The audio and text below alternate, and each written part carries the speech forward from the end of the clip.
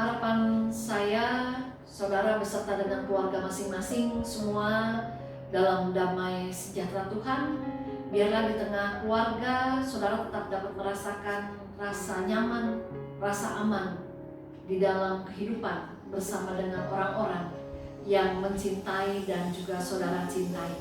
Saudara, kalau kita pada saat ini mengamat-amati yang namanya ikan, kapan seekor ikan itu tidur?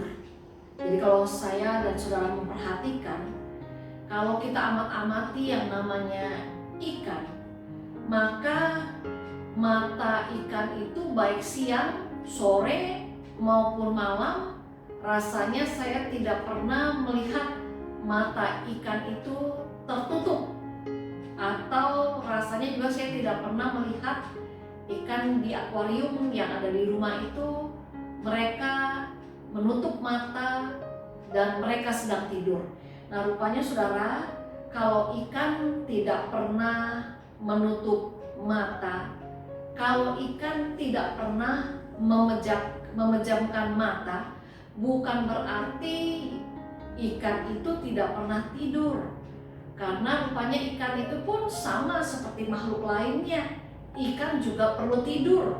Tetapi memang cara tidurnya ikan itu berbeda. Mengapa demikian? Karena rupa-rupanya yang namanya ikan itu tidak mempunyai kelopak mata.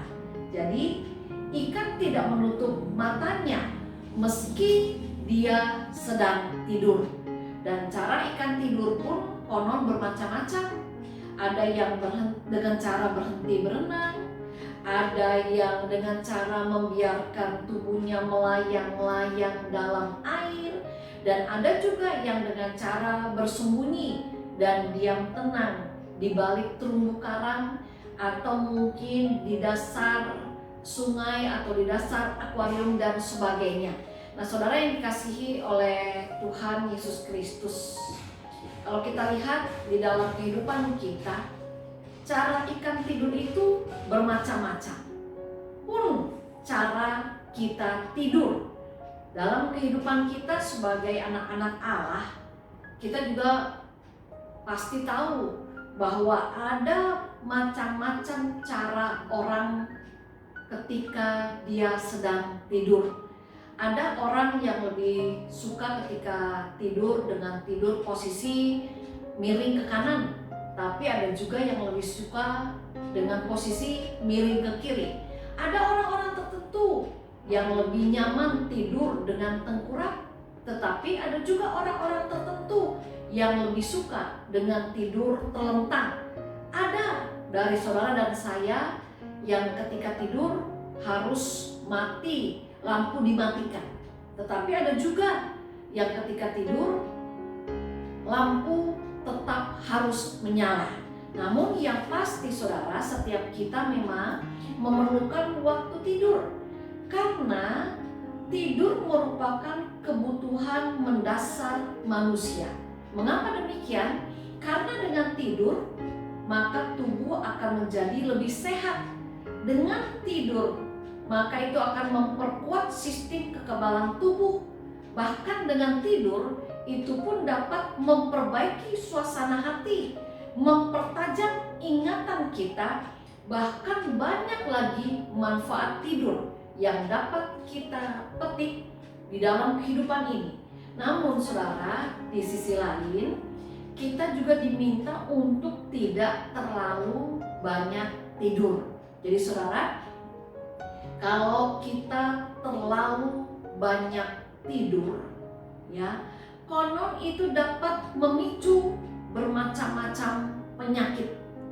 Ketika seseorang kebanyakan tidur, konon tubuhnya akan terasa pegal-pegal. Bahkan ketika seseorang kebanyakan tidur, konon ketika dia bangun dari kebanyakan tidurnya, justru kepalanya bertambah pusing. Lalu ketika seseorang kebanyakan tidur, konon tubuhnya menjadi lemah sehingga membuat dia tidak dapat beraktivitas dengan baik. Bahkan ketika seseorang kebanyakan tidur, itu pun akan membuat imun tubuhnya menjadi melemah. Bahkan pada hari ini saya akan membacakan Amsal pasalnya yang ke-6, ayatnya yang ke-4 sampai dengan ayatnya yang ke-11 ya. Yang demikian firman Tuhan yang berbicara tentang tidur. Janganlah membiarkan matamu tidur dan kelopak matamu mengantuk. Lepaskanlah dirimu seperti kijang daripada tangkapan, seperti burung daripada tangan pemikat. Hai pemalas, pergilah kepada semut, perhatikanlah lakunya dan jadilah bijak. Biarpun tidak ada pemimpinnya, pengaturnya atau penguasanya, ia menyediakan rotinya di musim panas dan mengumpulkan makanannya pada waktu panen. Hai pemalas, berapa lama lagi engkau berbaring? Bilakah engkau akan bangun dari tidurmu? Tidur sebentar lagi, mengantuk sebentar lagi, melipat tangan sebentar lagi untuk tinggal berbaring. Maka datanglah kemiskinan kepadamu seperti seorang penyerbu, dan kekurangan seperti orang yang bersenjata. Saudara, melalui firman Allah dalam kitab Amsal pada saat ini, kita diingatkan bahwa dalam kehidupan ini bukan Allah melarang kita tidur. Karena Allah juga tahu bahwa tidur itu merupakan salah satu kebutuhan kita sebagai makhluk ciptaannya. Tetapi firman Allah mengingatkan kepada saudara dan saya bahwa dalam kehidupan ini kita diminta untuk tidak menjadi orang yang suka banyak tidur, yang suka bermalas-malasan, yang suka menunda-nunda apa yang seharusnya kita kerjakan. Mengapa demikian? Karena hal-hal itulah saudara yang menjadi penyebab sehingga seringkali kita gagal untuk keluar dari himpitan kehidupan yang ada. Hal-hal itulah saudara yang menyebabkan saudara dan saya pada akhirnya gagal untuk bertanggung jawab dengan baik untuk kehidupan yang sudah Allah berikan kepada saudara dan saya. Saudara, pada saat ini kita diingatkan kembali dalam kehidupan kita sebagai anak-anak Allah, bahwa dalam hidup ini mari kita jauhi sikap suka bermalas-malasan, suka menunda-nunda apa yang seharusnya kita lakukan. Firman Allah pada hari ini dalam ayat yang keempat sampai dengan ayat yang ke-11, Allah menegur orang yang suka bermalas-malasan. Allah menegur orang yang suka banyak tidur. Allah menegur orang yang suka menunda-nunda apa yang harus ia kerjakan. Saudara, pada saat ini kita diingatkan kembali bahwa dalam kehidupan ini panggilan hidup saudara dan saya adalah kita dipanggil untuk menjadi anak Allah yang bijak, yaitu yang tidak menyia-nyiakan banyak waktu yang Allah anugerahkan dengan bermalas-malasan, dengan menunda-nunda, dengan kita terlalu banyak tidur. Firman Allah mengingatkan, tidur sebentar lagi, mengantuk sebentar lagi, melipat tangan sebentar lagi untuk tidur berbaring, maka datanglah kemiskinan kepadamu. Artinya saudara, firman Allah mengingatkan kepada saya dan saudara, kalau kita membiarkan diri suka bermalas-malasan, kalau kita membiarkan diri dalam sikap suka kebanyakan tidur, maka pada akhirnya itu mendatangkan kerugian, bukan hanya untuk orang yang ada di sekitar kita, tetapi utamanya itu merugikan diri kita sendiri. Saudara, pada saat ini marilah kita mempergunakan waktu dalam kehidupan ini dengan terus bergiat dan bergiat, melakukan apa yang memang menjadi tanggung jawab kehidupan kita masing-masing. Marilah dalam kehidupan ini kita terus memerangi sikap yang suka bermalas-malasan, sikap yang suka menunda-nunda, sikap yang suka banyak tidur, banyak melipat tangan, banyak berbaring-baring dalam kehidupan kita. Saudara, pada saat ini mari kita sebagai anak-anak Allah terus berusaha mengisi hidup dengan melakukan hal-hal yang Tuhan mau kita lakukan.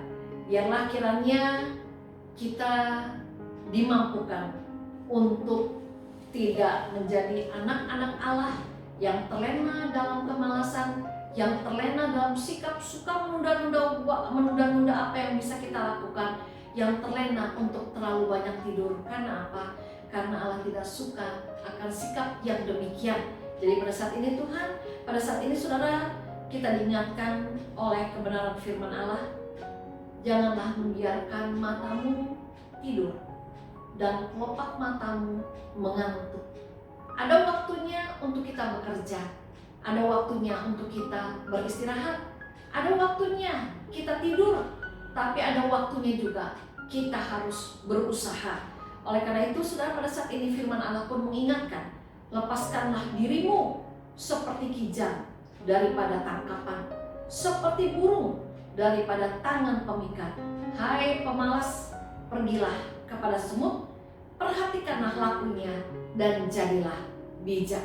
Marilah saudara, dalam kehidupan ini kita mau terus memakai hidup, memakai waktu yang Tuhan anugerahkan dengan baik dan seperti yang Tuhan mau. Tuhan memberkati saudara dan saya. Amin. Kita berdoa. Bapa yang ada di surga, biarlah Tuhan yang tolong kami semua agar kami tidak suka bermalas-malasan, tidak suka untuk menunda-nunda apa yang memang harus kami lakukan. Tolong kami juga Tuhan untuk kami tidak suka banyak tidur, tetapi biarlah Tuhan tolong kami agar kami dapat mempergunakan setiap waktu yang ada seperti yang Tuhan mau. Tolong mampukan kami Tuhan, dan di dalam nama Tuhan Yesus kami berdoa. Amin.